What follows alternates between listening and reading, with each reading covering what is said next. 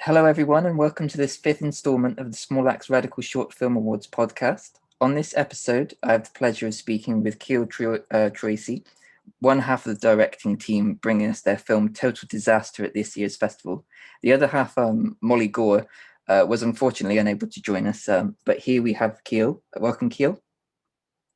Thanks so much. So fun to be part of it. This is an amazing event. Wonderful, wonderful. Thank you. It's good to have you here as well. Keil Troisi is an artist and activist. For a decade, he has been a core member of the culture jamming group, the Yes Men, and he wrote and directed the corporate horror feature Human Resources in 2015, shorts Monogeneration 2017, and Cicada 2022, and produced and co-wrote Peace Pipeline. His partner in crime, Molly Gore, is a multimedia artist, journalist, and culture jammer who works at the intersection of mischief and social change. She is the co-founder of culture jamming activist collective The Fixers, co-founder of underground satirical food magazine Hair of the Dog, and former director of the improvisational surrealist street theatre team The Salted Codpiece.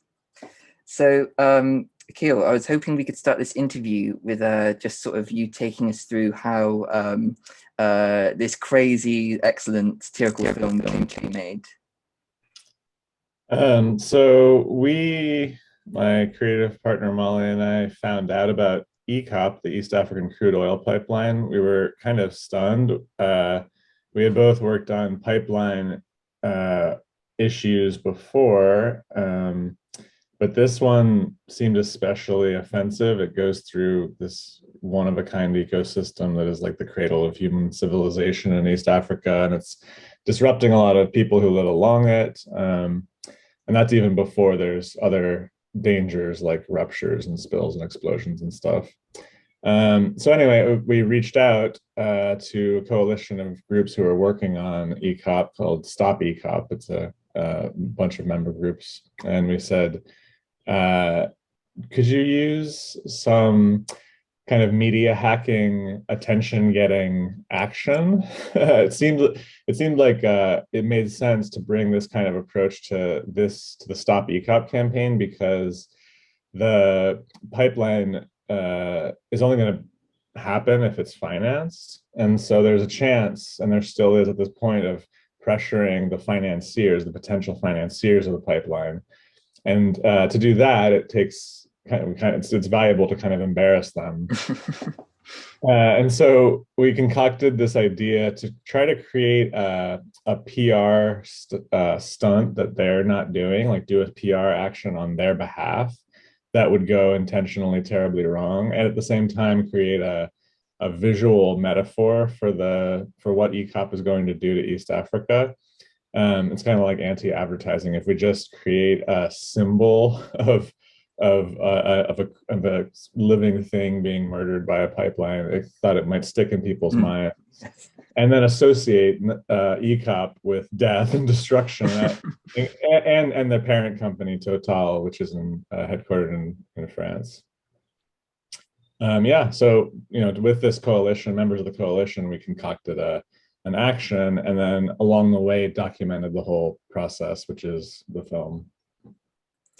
It seems so crazy, just what you were just saying about it's almost as if these companies are more embarrassed and more wary about image and PR than they are about what they're actually doing. And so this sort of concoction you've made to really take down the image is it's almost like it goes right for the jugular.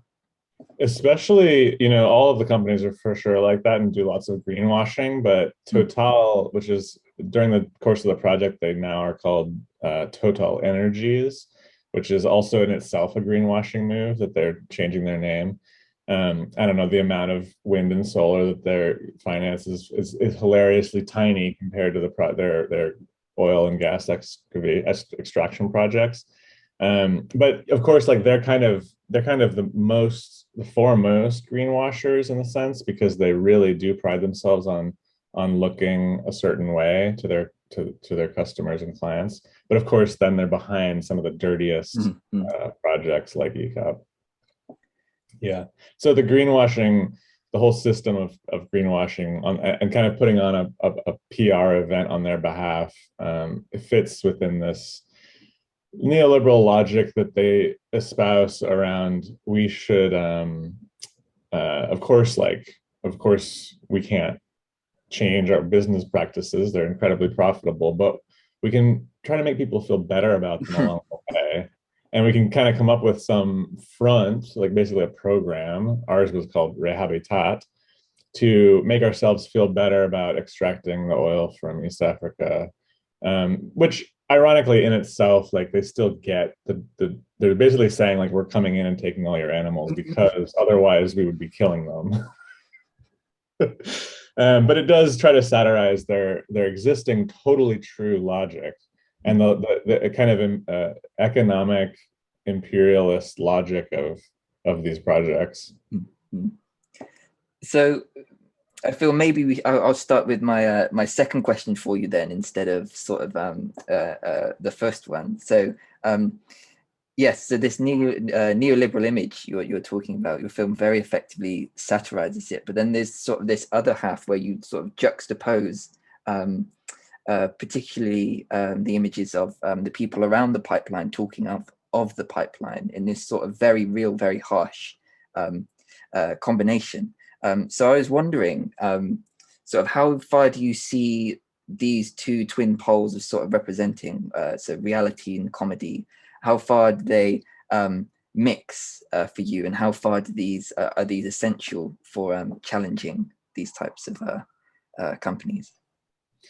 Yeah, the footage comes from our one of the core partners on the project, Friends of the Earth France. They, they're doing this very heavy and long-term important organizing work around this stuff, which is in reality, it's very depressing and actually horrific.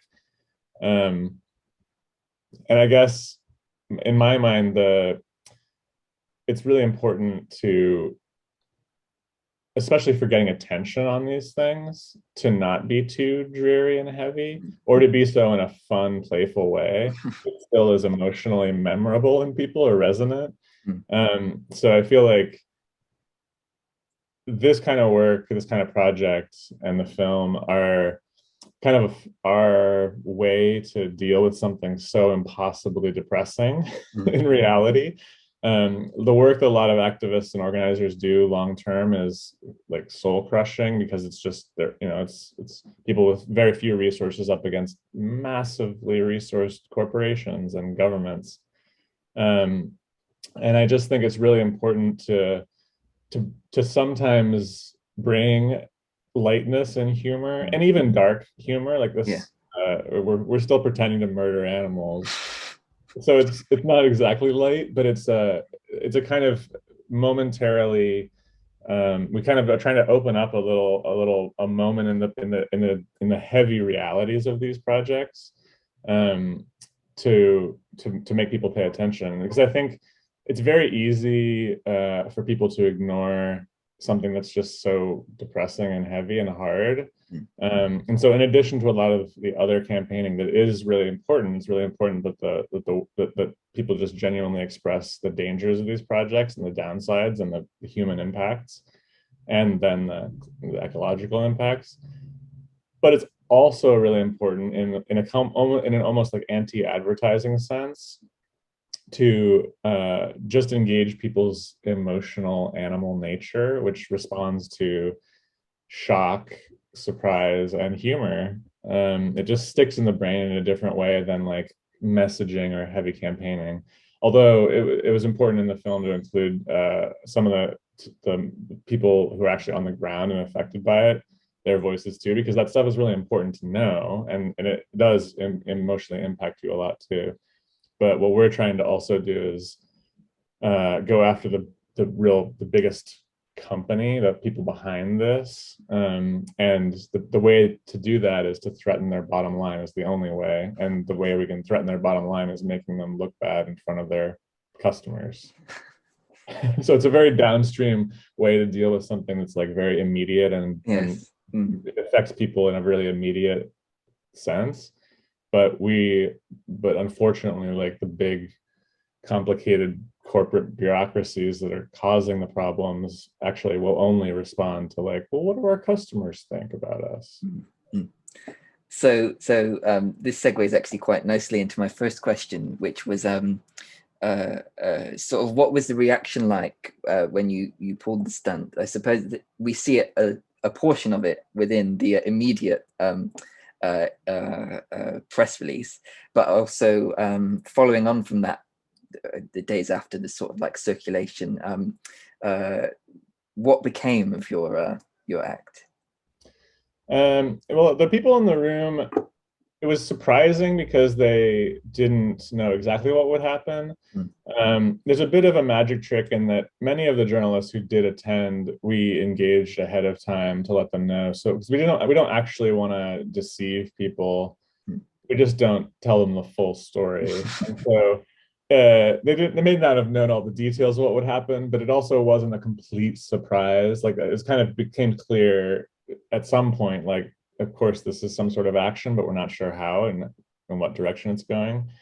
Um, which is I just mentioned because a lot of people always are wondering about and in fact, like one of the reactions that does happen here, but it also happens with other projects is the target company, in this case Total, they do send a response. They post something onto social media and they say, "This wasn't us. We don't murder birds. We promise." We're the ECOP project is, of course, they say some glowing thing about their project and how safe it's going to be. So they have a response to Mm. it. It tends to be very brief and short because they also know that we would be very excited for more of a response. It would be very exciting to have someone storm into the room from the company or whatever. So they tend to respond in a disappointingly understated way. Um, but I mentioned the kind of the mischief aspect of it of kind of creating using the illusion that more people were fooled for longer is useful for the story, but it's very different from like the deception that a company like that perpetuates Mm. long term without ever coming clean. Our projects are designed actually for the reveal, so the reaction afterwards really comes on the reveal announcement, which explains who did it and why, which is the same day. And that's kind of the whole point of a project like this, which is the thing that distinguishes it from real greenwashing or real fake news or Mm. something, which is the truth being revealed is the entire point, and without that it doesn't make sense. And what they do are these long-term lies and deceptions and creative, mischievous, misleading of customers and the people who are affected by their projects. So it is this like painful distinction. um People, I always of course want more reaction and from the targets especially. um but it's really hard because they also know, like, if they just wait, it goes out of the press cycle and then people will be on to the next thing. um so it is important that a project like this is really just one action among many that are part of a long campaign. And that's what the campaign and the movement itself is what actually makes real change. And the campaign as it stands, they do the pressure that the campaign is applying on as a whole does pressure financiers and insurers to commit to not financing a project like this. um, but in this case there wasn't the CEO didn't break down and come out and apologize or anything like that. And we're kind of hacking the media to get our message out in a way that, because a lot of journalists really do want to write about this stuff, and people generally, a lot of people are really shocked when they hear about ECOP.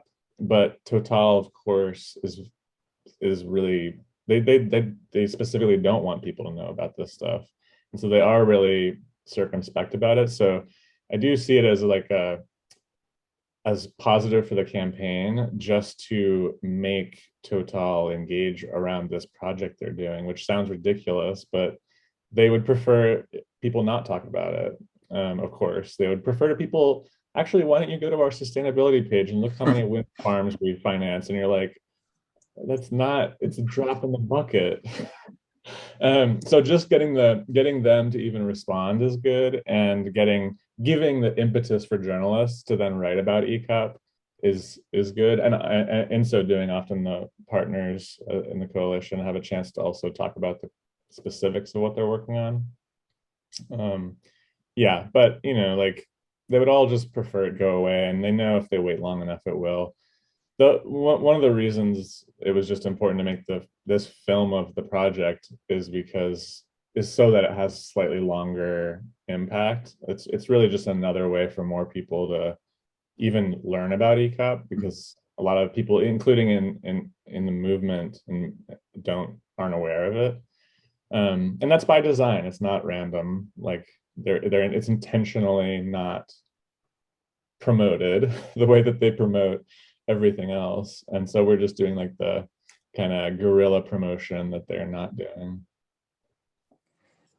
So we'll come back to the sort of the now the long-term case for ECOP coming forward into the future. But just before, I just wanted to ask you, I think the idea is very sort of open in your film, but the end and the apex of your stunt with the rooster massacring the caged African hornbill.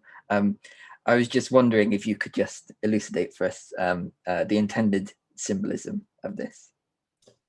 I just think that it sounds like very simple and kind of dumb, but I just think like it's one of the things that we forget. A lot of people on the left, for sure, and also especially like liberals in general, have this like dream that if people know about the issues, they will take action. And I think in reality, we're emotional creatures who are more fueled by shock and humor and surprise or fear. And certainly the right knows that people are fueled by hate and fear. It's just we're actually emotional. And so the idea was just like, we should do a thing that is kind of sophisticated, but really it just is a simple visual like metaphor for what this pipeline does. And if that just like is a thing, it's just a way that like it is kind of hacking some of the vulnerabilities of how our minds work and our because the idea is like people may not remember why ECOP is bad. They may not remember why pipelines are bad in general. They might not even remember where is it or how, like they won't know any of the campaigning points, but they might remember, oh right, what was that thing? Total Energies, the pipeline, and they killed a bird and it was a big mess. Like it's just like that's how our minds work. It's like actual just like clumsy associations. We don't even remember whether something was true or not. We just remember, oh yeah, like pipeline total bad, at least if you like birds, kind of thing. So it was just really to create a very simple, straightforward metaphor for like but also bring it right into the room of in Paris of the headquarters of we had initial conversations about doing an action in Uganda or Tanzania where the pipeline was going to be built, but it made much more sense. We should like we need to bring the pipeline to France. Like this is what the government is. It's like the company itself is like semi quasi governmental, like a government corporation of some sort. And so just it was important to like literally just put it in a French room, in a room that looked Napoleonic, and just creating the visual metaphor for that was just like very straightforward, but also important because because it is like an offensive, like kind of scary project, but I think without it being emotional and immediate, it's really anything is easy to ignore if it's not emotional and immediate. So what now has become of Total Energies plan for the ECOP? they're still barreling forward. They're trying to get financing and insurance and stuff, which and so there are, there's some partners who are committed. There's a lot of Chinese banks who are part owners of the project, so it's not just Total. There are other entities that are major owners. Of course, Total talk a lot about the oil ministry of Uganda and Tanzania being partners, which they technically are, and of course they're to some degree beneficiaries, but just like a lot of these extraction projects anywhere all the time, there's such an emphasis on how much it's going to benefit the local economy and workers and local organizations and the government, and it's a fraction of the beneficiary, and it's short compared to the real long-term impacts.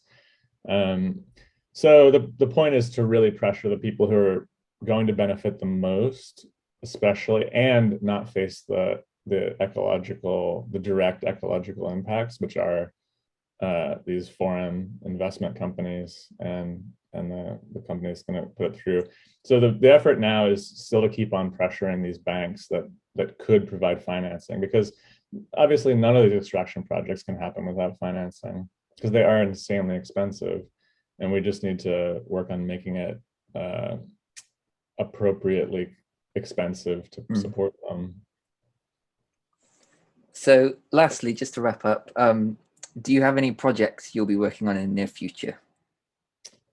Yes, several things in the works, but similar to this, probably not smart to Yes. talk about it. But yeah, All yes. right.